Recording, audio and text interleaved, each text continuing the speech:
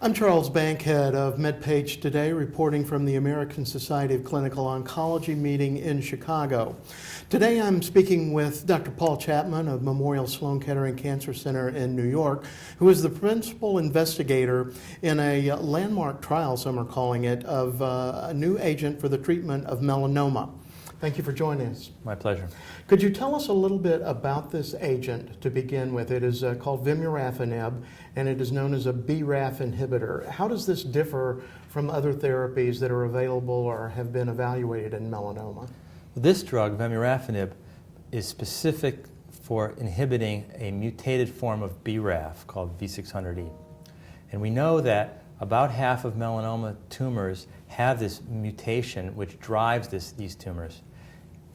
This leads them to be constitutively proliferating. And in vitro data showed that cell lines could be killed with this drug. And our phase 1 data, which was presented at ASCO here 2 years ago by my colleague Keith Flaherty, showed dramatic responses in patients who had a mutation in their tumor. So what I'm presenting today is the results from our phase 3 trial.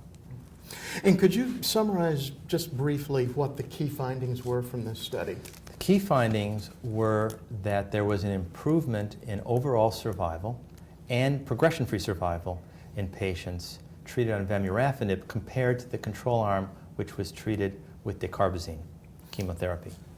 What was the magnitude of the difference, and how does this compare with what you've seen in the past in other studies?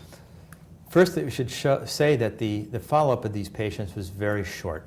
The last patient was accrued just in December, so the median follow-up is only 3 months, and yet the hazard ratio of death was 0.37 in favor of Vemurafenib. So that's an astounding difference that is almost never seen in oncology trials. Now, it's my understanding that the trial is not ended. You're continuing to follow the patients?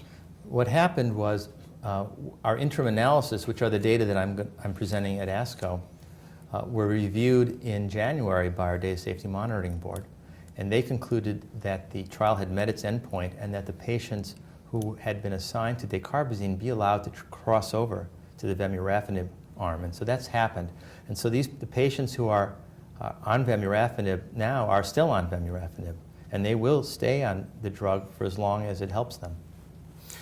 Excuse me. As I understand, you'll be reporting the 6-month follow-up results at this meeting.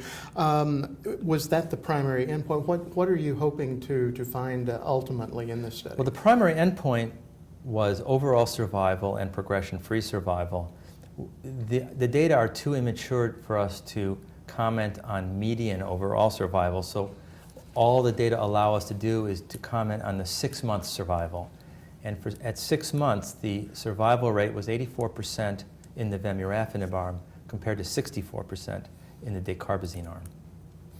Given the magnitude of this difference, how will that influence future clinical trials? Do you think that this could become the comparator for future trials? I think for patients whose tumors have a BRAF mutation, I think all trials are going to have to involve a BRAF inhibitor like this. And the question going forward will be, how can we improve these results? What is the approval status for Vemurafenib? It's been submitted to the FDA, and the hope is that it will be reviewed by the FDA this year, and we hope that it will be approved. What types of side effects, if any, did you observe in this trial with Vemurafenib? So there were relatively few grade 3 toxicities and worse, but the most common side effect were arthralgias, rash, fatigue, and some patients had elevated liver function tests. An unusual side effect that is a function of this class of drugs is that we also saw non-melanoma skin tumors. Most commonly were benign keratoacanthomas and warts, but there were some patients who had squamous cell cancers of the skin. In all cases, these were simply excised by the dermatologist. We saw there was no evidence of any metastatic disease caused by this drug. And the squamous cell cancers of the skin never required dose reduction. Now, this was a trial involving patients with metastatic melanoma. Has any thought been given at this point to evaluating the drug in people who are diagnosed with earlier stage disease? Yeah, we've had discussions with the sponsor, and there's great interest in doing that. And that will happen eventually. It's a little complicated. It requires a large number of patients, and it will require blinded randomization. But I think it's an important issue, and I think everyone's interested in exploring that. Okay. Well, thank you for your time today. My pleasure. For MedPage Today, at the American Society of Clinical Oncology meeting in Chicago, I'm Charles Bankhead.